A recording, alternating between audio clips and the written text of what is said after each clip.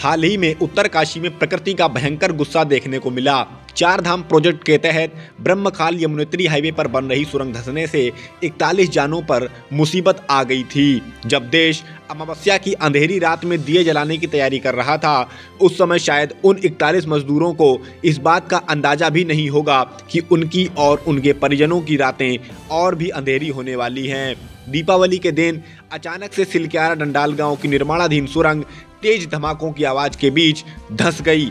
इससे पहले कोई कुछ समझ पाता, तब तक सुरंग का 2 छोरों से रास्ता मलबे से बंद हो गया। जो भाग सका वो सुरंग से भाग गया, लेकिन 41 मजदूर ऐसे रहे जो भाग नहीं सके और अंदर ही फंसे रह गए।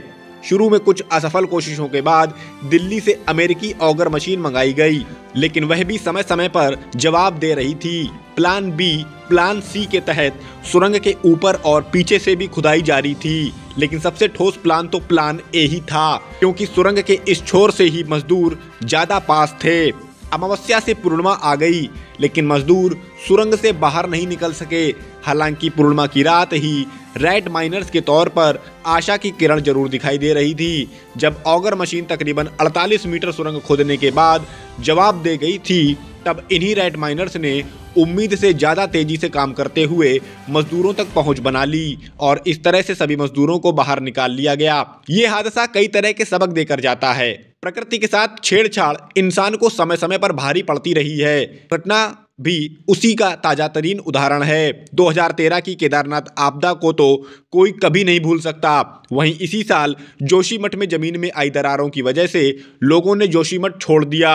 इस साल मानसून सीजन में भी उत्तराखंड में भूस्खलन, बाढ़ के चलते कई इमारतें ध्वस्त हुईं, कई जाने गईं और न जाने कितने पैसों का नुकसान हुआ। दरअसल हिमालय श्रृंखला पृथ्वी पर नवीनतम श्रृंखला मानी जाती है, जिसका निर्माण अभी भी जारी है। इसकी पर्वत श्रृंखला कई जगहों पर कच्ची है। उत्तराखंड की मिट्टी तो और भी ज्यादा भुरभुरी होने से यहाँ पृथ्वी की परतों के नीचे होने वाली गतिविधियों का असर इस क्षेत्र में ज्यादा ही देखने को मिलता है। यहाँ के पहाड़ अपनी खूबसूरती के कारण दुनिया भर के पर्यटकों को आकर्षित करते हैं। शायद पहाड़ों की ये खूबसूरती ही उसके लिए अभिशाप बन चुकी है, क्योंकि पर्यटकों की संख्या बढ़ाने, उनके लिए सुविधाएं बढ़ाने के लिए सरकार पहाड़ों पर hotel, restaurant, resorts, home stay आदि बनवाती रहती है। इसके अलावा हाल के वर्षों में सरकार ने इन क्षेत्रों में नई सड़कों का निर्माण, सुरंगों का निर्माण तेजी से कराया है। इन सब निर्माण कार्यों के लिए पहाड़ों में बड़े बड़े विस्फोट कराए जाते हैं,